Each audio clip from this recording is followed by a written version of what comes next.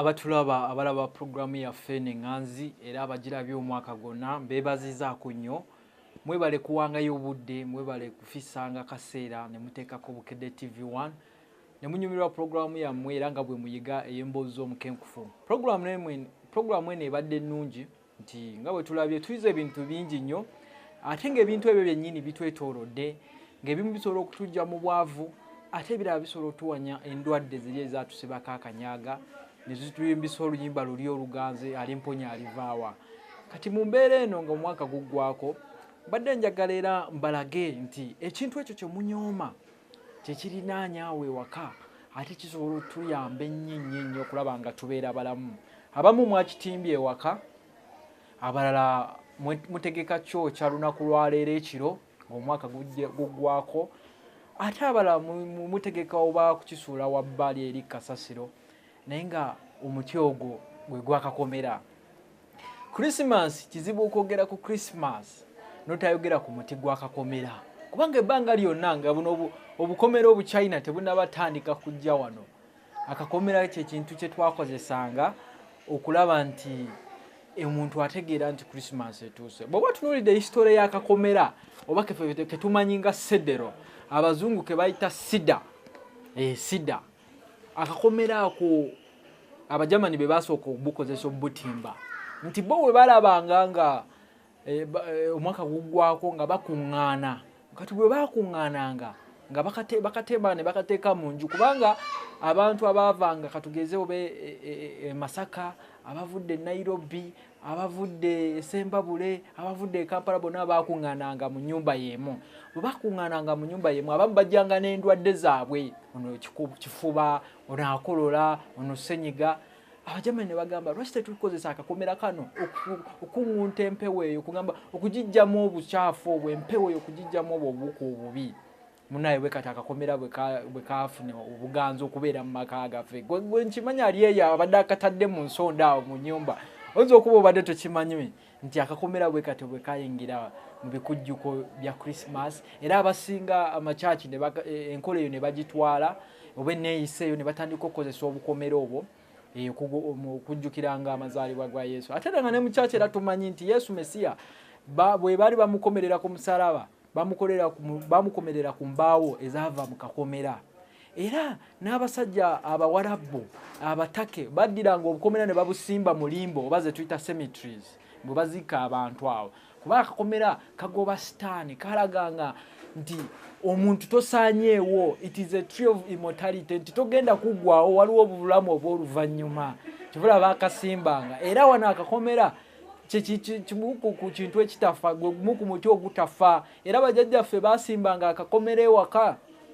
okugobanga sitaani, bo gwe bayitanga sitaani era ne bakayita akasitaani kubanga akakomera bw'oba katunuulidde kasengejjanga empewo. Abaana ewaka ne balema kufuna bifuba, abaana ewaka ne balema kufuna senyiga. Nefe ab'omulembe guno guzzeeko oba ogwaddawo obukomera bwonna tubutemye, obunonya n'obutimba mu biseera bino bye tubaddemu ebya Christmas nga tolinawo obusanga. Ne kati mu mbeera eyo nga nze Omukenkufu badde njagala nkulage engeri gye tusobola okugatta omutindo ku kakomera. Akakomera ako bajjajjaffe ke baakozesanga ne basengejja empewo ne bagijjamu obuwuka bwonna allergy ne biba bigoba ewaka, bino bisenyiga, bino bifuba. Ne kati muzimba goloofa muteekamu mwenna muteekako mabulooka bi concrete biki, semiiti, waya biki, masannyalaze. Akakomera mukagobya ewaka. Kyova olaba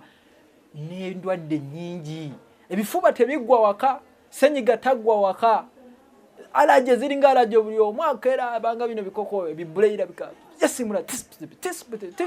omwana yasimula, taata yasimula, maama yasimula. Kati allergy ezo kakomera tekazimanyi. Naye akakomera kano tugenda kagattako omutindo tukolemu ka oil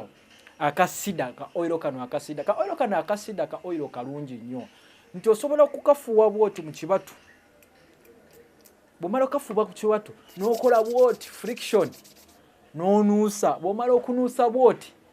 senyiga yenna oba omugobye alina sinus yenina eddagala lya kakomera kuba bajjajjaffe baakakozesanga naye bwe enkola yaabwe yali ya mulembe ogwo kubanga sayansi waabwe yali akoma. Naye kati omusayansi w'Omukenkufu tukongeddeko value. Akakomera kano tukakozeemu butono osobola okuba nga oyambibwa. Oyo omuntu yenna nga alina ebiwundu bisumbwa nnyo obwana obuto bikaseera ebiwundu ate biba bivaamu omusaayi ate bwe babuteekako spirit n'abubalagala okujula okufa. Naye akakomera kano oyiro wakakomera oba kasedero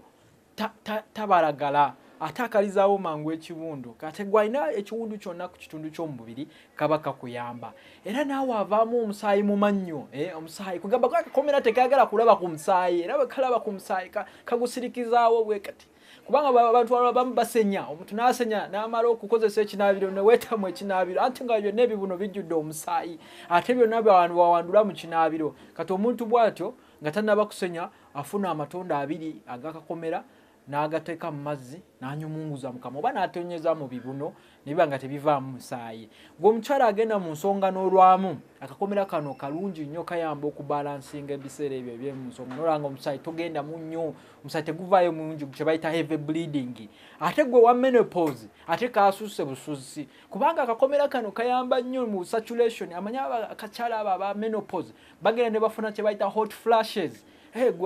Basajja temubitegera nabitegera laba abakazi abasuse mufuna abakazi ababanyumiza abasusize emyaka 45 kubanga hot flashes omukyala abanga gwe batadde mu tanuulu eri ekibi kye bayita saakiririgo kye tusomako ali mu bitabo ebyawandiikibwa abawulira ebbugumu yaba amanyi kyabaako ne kati akakomera kano teka matonda 5 mu mazzi agabuguma ne kakuyamba okutambuza omusaayi ebbugumu ne liba nga teribeera wamu wokka agenda nawulira nga ebbugumu limuyiikidde. Akakomera kayamba nnyo ku menopause biseera ebyo eby'ensonga eyo ng'omaze okugenda mu budde bwo obw'ensonga bakiyita menopause nti opposing menstruation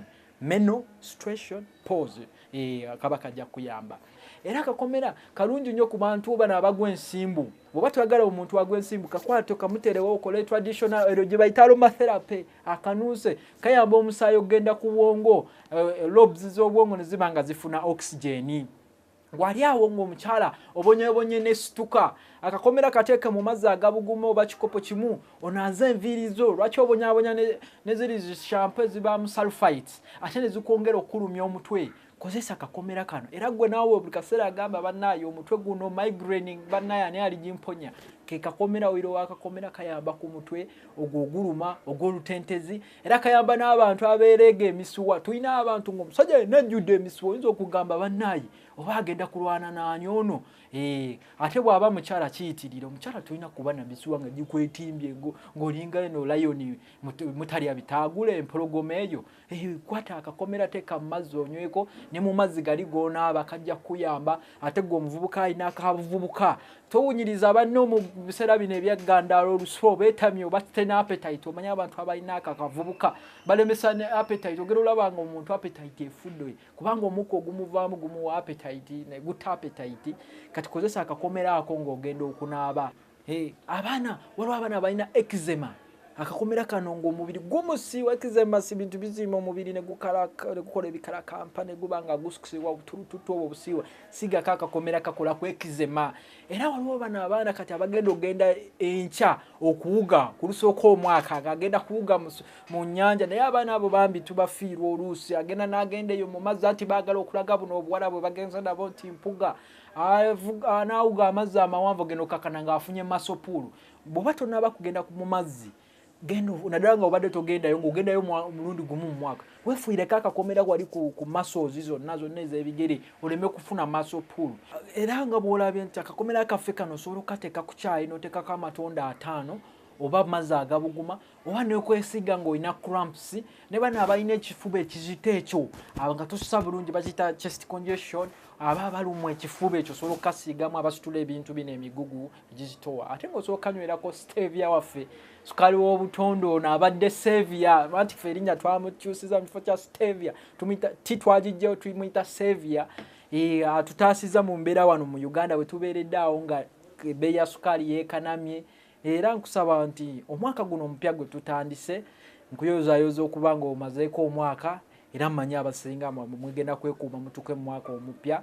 stevia ono tumukozese nga project geno tujja mu bwavu omwaka ogujja ne sukali kaffe kantu kanywere ddala jukira bujja n'ogula omuleku mukebe guno ku hoteli Kotorio wali mu kisenge 15 mu bbiri ku Prof Bioresearch tukuwenda okwa yabwerere nawe wegobeko obwavu ate osigale ng'osoma emboozi zaffe ez'omukenkufu tugoberere mu mwaka omujja omanye ebipya bye tuyina ne programu eno obenga ogigoberera mu